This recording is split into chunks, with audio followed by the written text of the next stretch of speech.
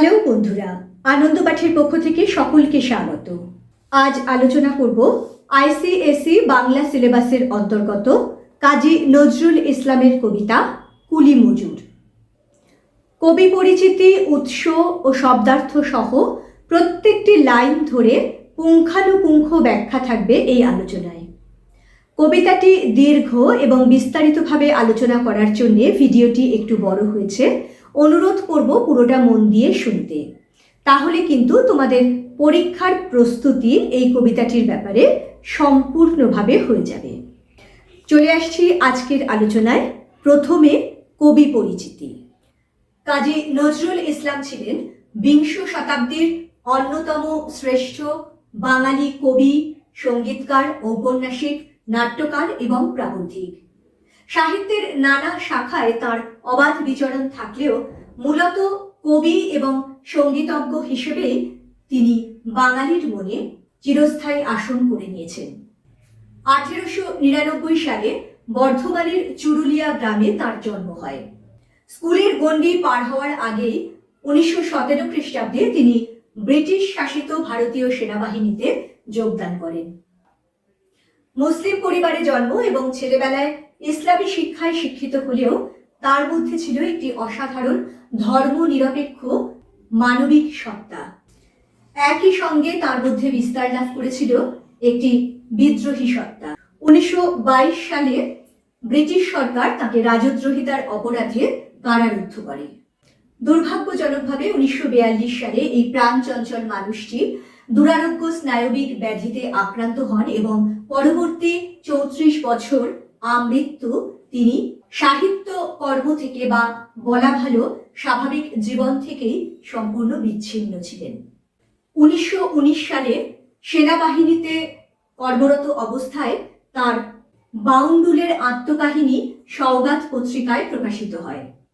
স্বয়ং রবীন্দ্রনাথের তিনি অত্যন্ত স্নেহধন্য ছিলেন। রবীন্দ্রনাথই তাকে বিদ্রোহী কবি উপাধিতে ভূষিত করেছিলেন। তার ছদ্মনাম ছিল ধূমকেতু। 1922 সালে তার প্রথম এবং বিখ্যাত কাব্যগ্রন্থ অগ্নিবীণা প্রকাশিত হয়। এছাড়া তার অন্যান্য কয়েকটি উল্লেখযোগ্য কাব্যগ্রন্থ হল দোলন চাপা, বিষের বাঁশি, ভাঙার গান, চিত্তনামা, ছায়ানট, উবের হাওয়া, সর্বহারা, ফণী মনসা, নির্ঝর, শেষ সওগাত এবং কাব্য সংকলন গ্রন্থ সঞ্চিতা। তার উল্লেখযোগ্য কয়েকটি সঙ্গীত গ্রন্থাবলীর মধ্যে রয়েছে বুলবুল, চোখের চাতক, চন্দ্রবিন্দু, নজরুল গীতিকা, সুর সাকিব, বনগীতি, গুলবাগিচা, গীতি শতদল, সুরলিপি, গানের মালা ইত্যাদি। 1945 সালে কলকাতা বিশ্ববিদ্যালয় থেকে তাকে জগত্তারিণী স্বর্ণপদক দিয়ে সম্মানিত করা হয়। 1960 খ্রিস্টাব্দে ভারত সরকারের পক্ষ থেকে তাকে পদ্মভূষণ উপাধিতে ভূষিত করা হয়। 1972 সালে ভারতবর্ষের এই প্রখ্যাত ও স্মরণীয় কবিকে বাংলাদেশ সরকারের পক্ষ থেকে সেদেশে নিয়ে যাওয়া হয় এবং 1974 সালে ঢাকা বিশ্ববিদ্যালয়ের পক্ষ থেকে তাকে সাম্মানিক ডিলিট উপাধি প্রদান করা হয়। এছাড়াও 1976 সালে বাংলাদেশ সরকারের পক্ষ থেকে তাকে 21 পদক দিয়েও সম্মানিত করা হয় এবং জাতীয় কবি বলে ঘোষণা করা হয়। 1977 সালে বাংলাদেশের ঢাকা শহরে এই মহান সাহিত্যিকের জীবনাবসান ঘটে। এবারে চলে আসবো এই কাব্যের উৎস প্রসঙ্গে। আমাদের আজকের আলোচ্য কুলি মজুর কবিতাটি নজরুল ইসলামের বিখ্যাত সর্বহারা কাব্যগ্রন্থের অন্তর্গত সাম্যবাদী কবিতার থেকে গৃহীত হয়েছে। আমাদের মূল পাঠে আসার আগে প্রতিদিনের মতো বলে নিই, যারা এই চ্যানেলটি সাবস্ক্রাইব করেছো তাদের ধন্যবাদ, আর যারা এখনো সাবস্ক্রাইব করোনি তোমাদের যদি এই আলোচনাগুলি ভালো লাগে এবং এই ধরনের আলোচনা আরো বেশি করে পেতে চাও তাহলে আশা করব লাইক, শেয়ার ও সাবস্ক্রাইব করে পাশে থাকবে।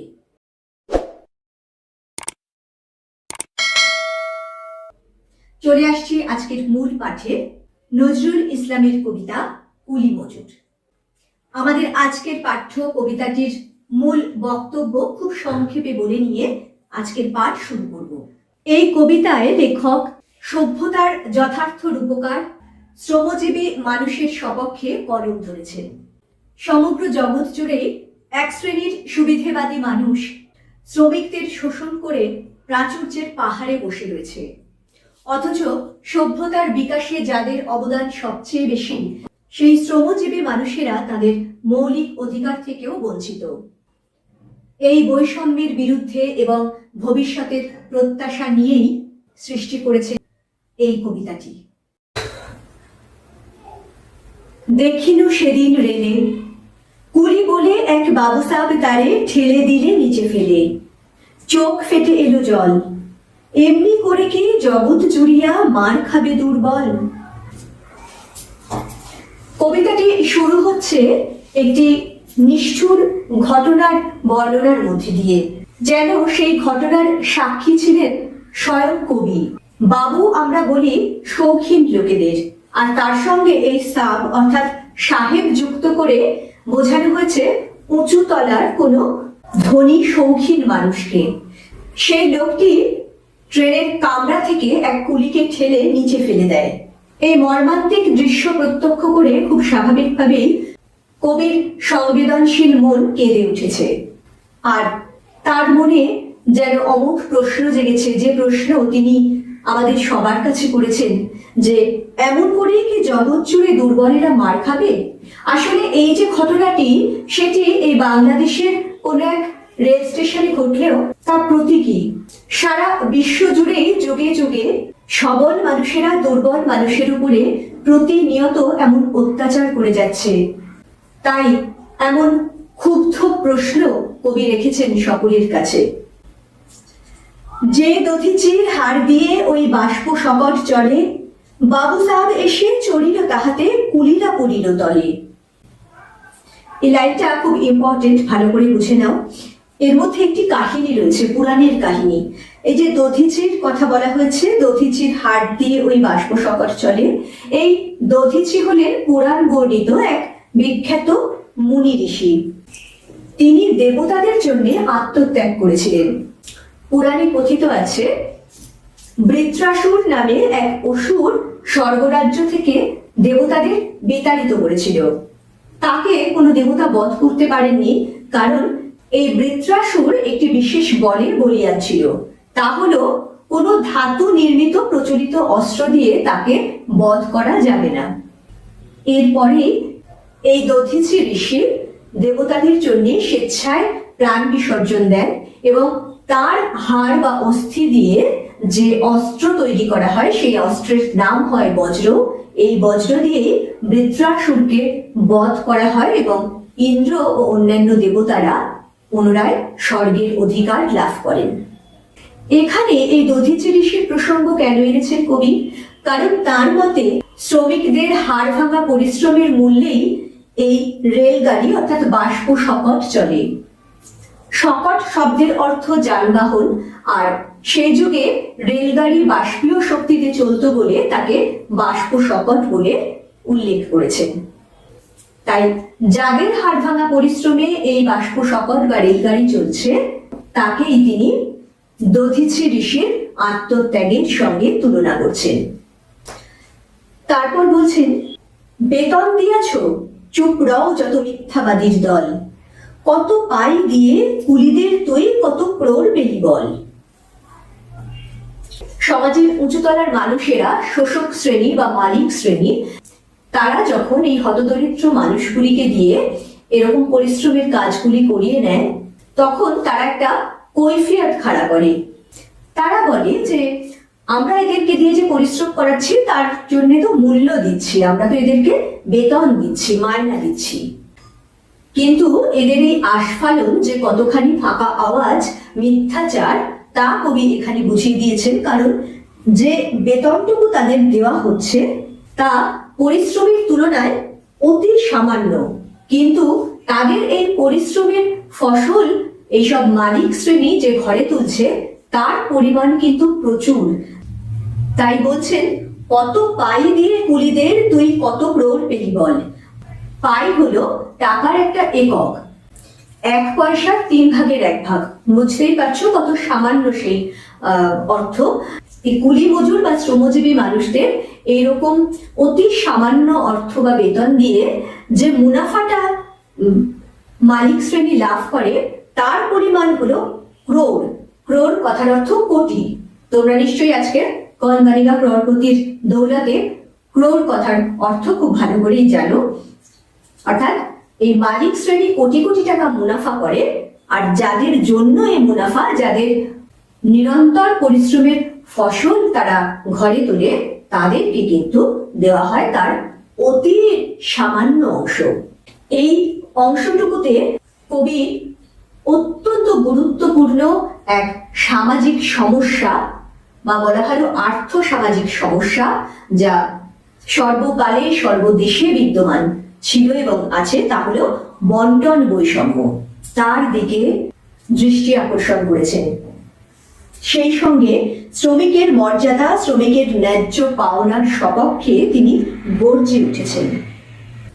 ধনিক শ্রেণী তথা মালিক পক্ষের এই যে শোষণ ও বঞ্চনা, সেই দিকেই তিনি চোখে আঙুল দিয়ে দেখিয়ে দিলেন এখানে। রাজপথে তব চলিছে মোটর, সাগরে জাহাজ চলে, রেলপথে চলে বাষ্প শকট, দেশ ছেয়ে গেল কলে। বলতো এসব কাহাদের দান, তোমার অট্টালিকা কার খুনে রাঙা, ঠুলি খুলে দেখো প্রতি ইটে আছে লিখা, তুমি জানো না কো কিন্তু পথের প্রতি ধূলিকণা জানে, ওই পথ ওই জাহাজ শকট অট্টালিকার মানে। এই যে রাজপথে মোটর গাড়ি চলছে, সাগরে জাহাজ চলছে, আর রেলপথে বাষ্প শকট তথা রেল চলছে, অর্থাৎ সারা দেশ জুড়ে যে যন্ত্রের ঝনঝনানি শোনা যাচ্ছে। এই যে বলা হচ্ছে দেশ ছেয়ে গেল কলে, এই কলের অর্থ কিন্তু ওই জল পড়ে যেখান দিয়ে সেই কলের কথা বলা হচ্ছে না। এই কল বলতে কবি মেশিনকে বুঝিয়েছেন, যন্ত্রকে বুঝিয়েছেন। ঊনবিংশ শতাব্দীতে শিল্প বিপ্লবের ফলে সারা বিশ্ব জুড়ে যে যন্ত্র সভ্যতার বিকাশ ঘটেছিল, তারই ফলে সভ্যতার গতি অনেকখানি এগিয়ে গিয়েছিল। জলে, স্থলে, অন্তরিক্ষে নানান শ্রেণীর যানবাহন আবিষ্কৃত হওয়ায় মানুষের জীবনযাত্রা সম্পূর্ণ বদলে গেছিল। কিন্তু এইগুলি আবিষ্কার করেছেন হয়তো কোনো বৈজ্ঞানিক, তার ডিজাইন বা পরিকল্পনা করেছেন কোনো ইঞ্জিনিয়ার, কিন্তু বাস্তবে তাকে রূপ দিয়েছে কিন্তু এই অসংখ্য শ্রমজীবী মানুষ। তাই বলছেন, বলতো এসব কাহাদের দান। আর ধনীরা যে বিরাট বিরাট প্রাসাদ তুল্য অট্টালিকায় বাস করে, সেই অট্টালিকাগুলোও তো আসলে এই শ্রমিকদের অবর্ণনীয় পরিশ্রমেরই ফল। কিন্তু সে কথা এই অট্টালিকায় যারা বাস করে, অথবা যারা রাজপথে গাড়িতে চড়ে বেড়ায়, রেলপথে ভ্রমণ করে, জাহাজে চড়ে দেশ বিদেশে যায়, তারা কিন্তু স্মরণে রাখে না। তাই বলছেন, ঠুলি খুলে দেখো প্রতি ইটে আছে লিখা। ঠুলি হচ্ছে চোখের এক রকমের আবরণ। আমরা বলি না, কেউ যদি কিছু দেখতে না পায়, চোখে কি ঠুলি পড়ে আছিস, অর্থাৎ দেখেও দেখতে না পাওয়া বা দেখতে না চাওয়া, এরকম ক্ষেত্রে আমরা বলি চোখে ঠুলি পড়া, অর্থাৎ চোখে যেন কোনো বাঁধন দেওয়া আছে। কবি বলছেন, সেই বাঁধন খুলে দেখো, সেই অট্টালিকার প্রতিটা ইটে লেখা আছে কাদের নিরলস পরিশ্রমের মূল্যে এই অট্টালিকা গড়ে উঠেছে। বলছেন কার খুনে রাঙা। এই যে দিনের পর দিন এইভাবে হাড় ভাঙা পরিশ্রম, মাথায় করে ইট বয়ে নিয়ে ইট গেথে গেথে অট্টালিকা নির্মাণ, বা বিরাট বিরাট অট্টালিকার ক্ষেত্রে ভাড়ারের উপরে উঠে শ্রমিকেরা কাজ করে, সে কাজ তো যথেষ্ট ঝুঁকিপূর্ণ। সে ঝুঁকির কাজ করতে গিয়ে বহু ক্ষেত্রে তাদের মৃত্যুও হয়েছে। এছাড়া অর্ধাহারে অনাহারে এই প্রচন্ড পরিশ্রমে তাদের অনেকেরই শরীর ক্ষয়ে গেছে, নিঃশেষ হয়ে গেছে। তাই এগুলি নির্মাণের পেছনে এই শ্রমিকদের আক্ষরিক অর্থেই ঘাম ও রক্ত মিশে আছে। তাই বলছেন, প্রত্যেকটি ইটে লেখা আছে, কি দিয়ে লেখা আছে? শ্রমিকদের রক্ত ও ঘাম দিয়ে লেখা আছে তাদের নাম। তুমি জানো না কো কিন্তু পথের প্রতি ধূলিকণা জানে, ওই পথ ওই জাহাজ শকট অট্টালিকার মানে। এই যে রাজপথ যখন নির্মিত হয়, এই অট্টালিকা তৈরি হয়, তখন পথের যে ধূলিকণা, তারা তো নিরপেক্ষ, তারা কিন্তু সবটাই দেখছে। তারা যদি বলতে পারতো, তারা নির্ভুলভাবে জ্বালিয়ে দিত এই রাজপথ, এই যানবাহন এবং এই যে অট্টালিকা, অর্থাৎ ধনী শ্রেণীর সুখ ও বিলাস ব্যসনের সব কিছু উপাদান আসলে কিসের বিনিময়ে নির্মিত হয়েছে। পরের পংক্তিতে বলছেন, আসিতেছে শুভ দিন, দিনে দিনে বহু বাড়ি আছে দেনা, শুধিতে হইবে ঋণ। প্রথম স্তবকে কবির যে এই প্রচন্ড রাগ, ক্ষোভ ও বিদ্রোহ প্রকাশ পেয়েছে, সেই বিদ্রোহই কিন্তু শেষ কথা নয়। কারণ কবি, সাহিত্যিক বা শিল্পী অর্থাৎ সৃষ্টিশীল মানুষেরা সবসময় আশাবাদী। তারা ভবিষ্যতের সুন্দর দিনের আকাঙ্ক্ষা বা ভবিষ্যতের প্রত্যাশায় দিন গুনেন। সেই প্রত্যাশার কথাই তিনি জানিয়েছেন এখানে, আসিতেছে শুভ দিন, দিনে দিনে বহু বাড়ি আছে দেনা, শুধিতে হইবে ঋণ। কিসের দেনা বেড়েছে? এই যে লক্ষ কোটি শ্রমিকের হাতেই গড়ে উঠেছে মানব সভ্যতা, আর সেই সভ্যতার যা কিছু সুফল তা ভোগ করছে সমাজের উঁচুতলার মানুষ, ধনিক শ্রেণী। তাদের শোষণ নিপীড়নে শ্রমজীবী মানুষ প্রতিনিয়ত লাঞ্ছিত হচ্ছে, বঞ্চিত হচ্ছে ন্যায্য পাওনা থেকে। তাই যুগ যুগ ধরে শ্রমজীবী মানুষের যে দাবি বা অধিকার জমা হয়ে রয়েছে, ধনিক শ্রেণীর মানুষকে তা একদিন পরিশোধ করতেই হবে। শ্রমজীবী মানুষের এই ন্যায্য পাওনা বুঝিয়ে দেওয়াকে কবি ঋণ শোধ করতে হবে বলে উল্লেখ করেছেন। হাতুড়ে শাবল গাঁইতি চালায়, ভাঙিল যারা পাহাড়, পাহাড় কাটাসে পথের দুপাশে পড়িয়া যাদের হাড়। তোমারে সেবিতে হইল যাহারা, মজুর মুটে ও কুলি, তোমারে বহিতে যারা পবিত্র অঙ্গে লাগালো ধুলি। তারাই মানুষ, তারাই দেবতা, গাহি তাহাদেরই গান, তাদেরই ব্যথিত বক্ষে পা ফেলে আসে নব উত্থান। এই যে শ্রমজীবী মানুষ, তাদের সেই শ্রমের হাতিয়ার কি? হাতুড়ি, শাবল, গাঁইতি, এইসব। এই দিয়েই তারা পাহাড় কেটে, বন জঙ্গল কেটে নতুন নতুন রাস্তা বানায়, বিরাট বিরাট অট্টালিকা, সৌধ নির্মাণ করে, যানবাহন তৈরি করে। কিন্তু তা করতে গিয়ে তাদের অনেককেই প্রাণ বিসর্জন দিতে হয়। তাই পাহাড় কাটা সে পথের দুপাশে পড়িয়া যাদের হাড়, এই পাহাড় কাটার মতন অমানসিক পরিশ্রম করতে গিয়ে যারা মৃত্যুকে বরণ করে নিয়েছে, তাদের হাড় বা অস্থি যেন সেই পথের দুপাশে পড়ে রয়েছে। ধনিক শ্রেণীর এই যে বিলাস ব্যসন, এই যে আরামের জীবন, তা তো সম্ভব হতো না যদি না এই শ্রমজীবী মানুষ তাদের সেবা দান করত।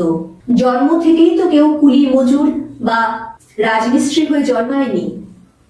এই বৈষম্যমূলক সমাজ শোষক ও শাসক শ্রেণী বা ধনিক শ্রেণীর এই বিলাস ব্যসন ও সেবার উপকরণ যোগাতে এই শ্রমজীবী শ্রেণীর সৃষ্টি করেছিল।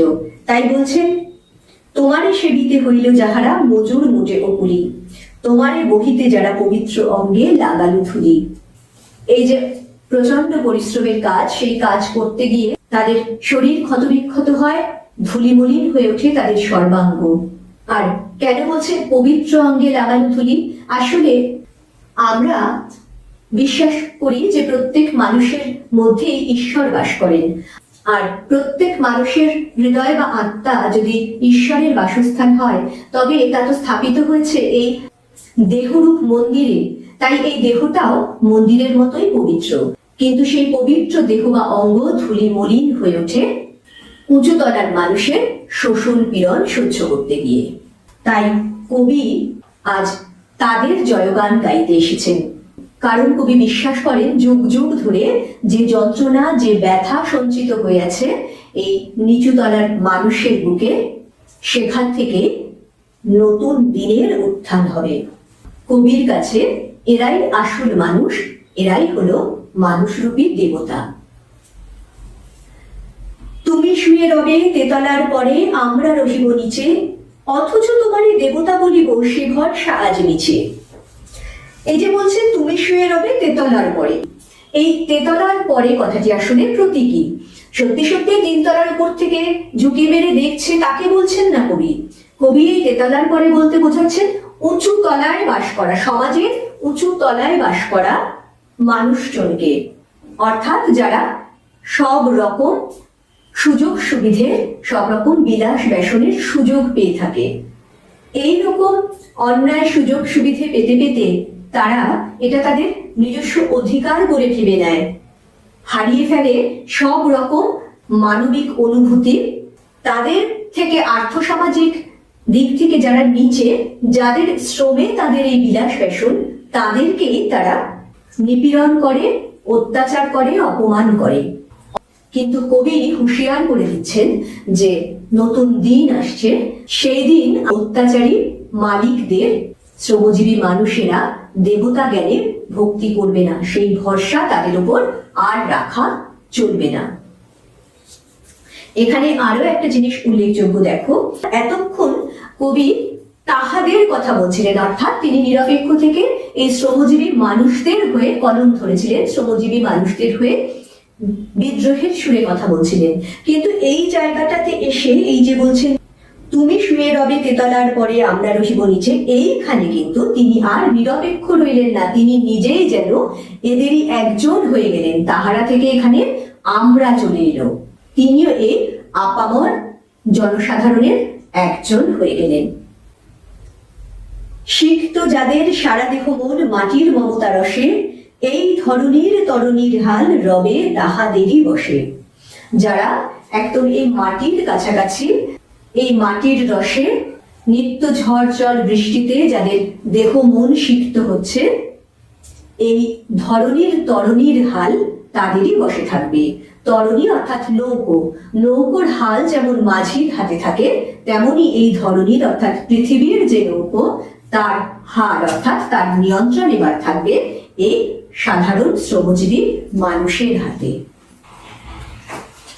তারই পদরজ অঞ্জলি করি মাথায় লইব তুলি, সকলের সাথে পথে চলি যার পায়ে লাগিয়াছে ধুলি।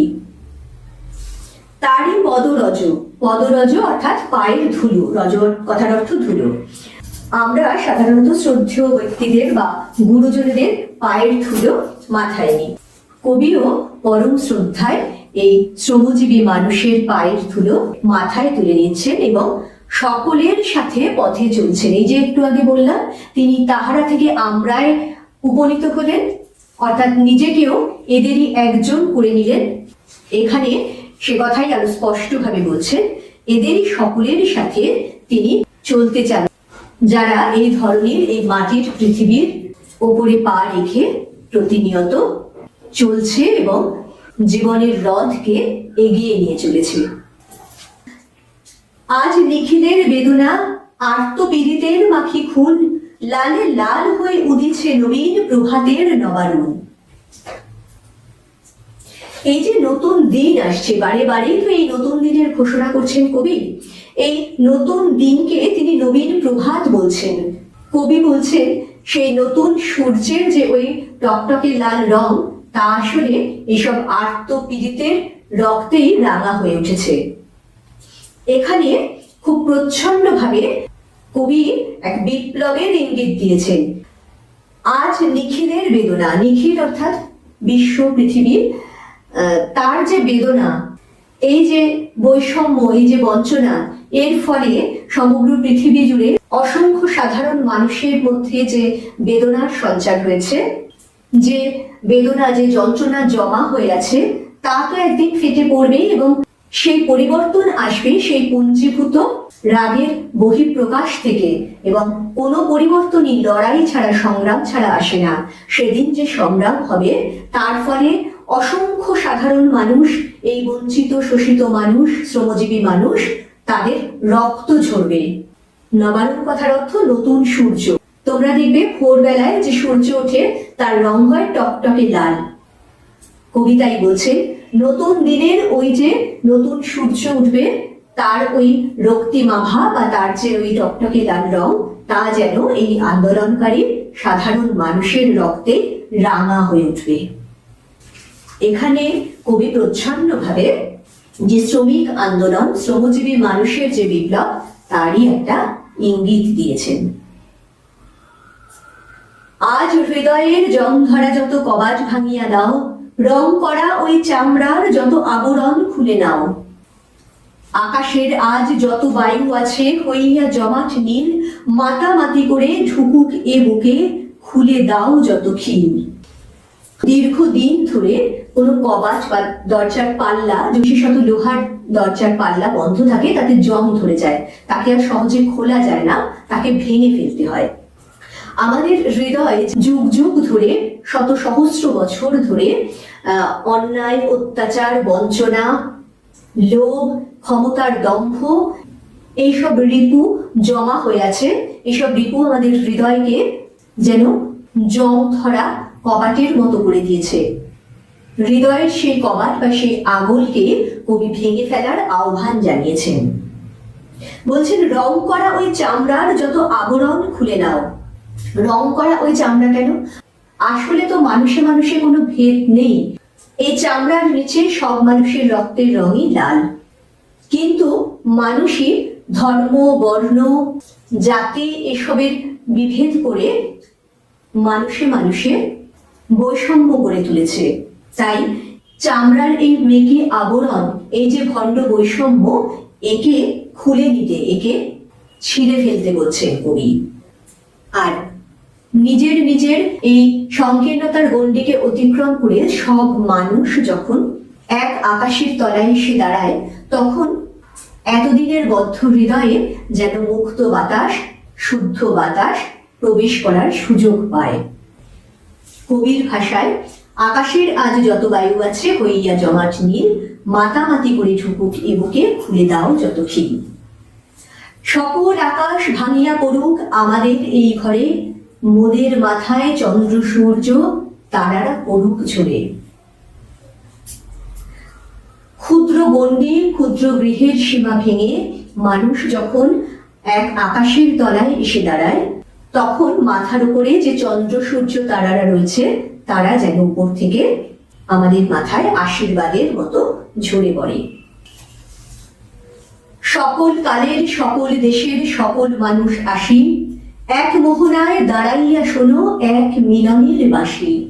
এই যে বললাম, কবাট ভেঙে নিজস্ব সংকীর্ণতা, লোভ, বিদ্বেষ, হিংসে, হানাহানি, এই সকল রিপুর গণ্ডি ভেঙে সংকীর্ণতা ছিন্ন করে মানুষ যখন মানুষ হিসেবে পরস্পরের পাশে এসে দাঁড়াবে, তখন সকল কালের, সকল দেশের সব মানুষ যেন এক মোহনায় দাঁড়িয়ে একই মিলনের বাঁশির সুর শুনতে পায়। অর্থাৎ এই যে বঞ্চনা, এই যে বৈষম্য, এই যে অন্যায়, অত্যাচার, এ তো কোনো একটি জায়গা, কোনো একটি দেশের মধ্যে সীমাবদ্ধ নয়, বা কোনো একটি কালেও সীমাবদ্ধ নয়। যুগে যুগে, দেশে দেশে এই বঞ্চনার ইতিহাস, এই বৈষম্যের ইতিহাস সমান তালে চলেছে। তাকে দূর করতে হলে তাই সকল দেশের, সকল কালের মানুষকে পরস্পরের সঙ্গে হাত মেলাতে হবে। মিলনের বাঁশি যেদিন বেজে উঠবে, সেই দিনই আসলে প্রকৃত অর্থে নতুন দিন আসবে। একজনে দিলে ব্যথা, সমান হইয়া বাজে সে বেদনা, সকলের বুকে হেথা। একের অসম্মান, নিখিল মানব জাতির লজ্জা, সকলের অপমান। কবি এখানে বিশ্ব মানবতার ঐক্যের কথা বলেছেন। তার আকাঙ্ক্ষা ধর্ম, বর্ণ, উচ্চ নীচ সমস্ত রকমের ভেদাভেদ ভুলে এমন এক মানব সমাজ গড়ে উঠুক, যেখানে কোন রকম বৈষম্যের বেড়াজাল থাকবে না। যদি সত্যি তেমন দিন আসে, তখন কিন্তু একজনের কষ্টে আরেকজন কষ্ট পাবে, একজনের অসম্মানে সকলে অসম্মানিত বোধ করবে, একজনের ব্যথা সকলের বুকে বাজবে। উঁচুতলার মানুষের শোষণের শিকার এই যে মুটে মজুর কুলির দল, এই যে শ্রমজীবী মানুষের দল, তাদের এই অপমান, সে আসলে সমগ্র মানব জাতিরই অপমান।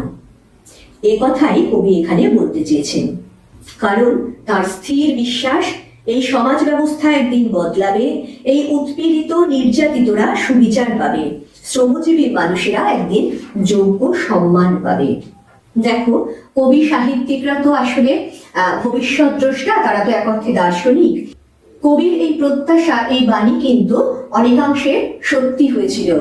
একটা সময় সারা বিশ্ব জুড়ে এই শ্রমজীবী মানুষের আন্দোলন গড়ে উঠেছিল, যে আন্দোলনের স্বীকৃতিতে, যে আন্দোলনের সম্মানে আজও পয়লা মে শ্রম দিবস পালিত হয় সারা বিশ্ব জুড়ে। শেষ দুটি পংক্তিতে কবি বলছেন, মহামানবের মহাবেদনার আজি মহা উত্থান, ঊর্ধ্বে হাসিছে ভগবান, নিচে কাঁপিতেছে শয়তান। এই শেষ দুটি পংক্তিতে যেন আর আকাঙ্ক্ষা নয়, ভরসা নয়, আহ্বান নয়, এই শেষ দুটি পংক্তিতে যেন কবি দৃপ্ত কণ্ঠে ঘোষণা করছেন, তিনি যেন মানুষ চোখে দেখতে পাচ্ছেন যে মহামানবের মহাবেদনার এই যে মহা উত্থান হচ্ছে, এই যে জেগে উঠছে সাধারণ মানুষ, তাই সেই দিন মানুষের এই বিজয়, এই মহা উত্থান দেখে উপরে ঈশ্বর বা ভগবানও যেন তৃপ্ত হচ্ছেন, তার মুখেও হাসি ফুটেছে, কারণ তার এই বিশ্ব সৃষ্টি সেদিন সার্থক হচ্ছে। আর নিচে কাঁপিতেছে শয়তান, নিচে মানে এই ধরাতলে, এই পৃথিবীতে স্বার্থান্বেষী, লোভী, ক্ষমতার দম্ভে অন্ধ মদমত্ত যে শাসক ও শোষক শ্রেণী, তারা সেদিন ভয় ও আশঙ্কায় কেঁপে উঠছে, কারণ তাদের আসন তখন টলে গেছে। অর্থাৎ এই দীর্ঘ কবিতাটির সমগ্র আলোচনার পরে আমরা বলতে পারি কবিতাটিতে তিনটি ভাগ রয়েছে।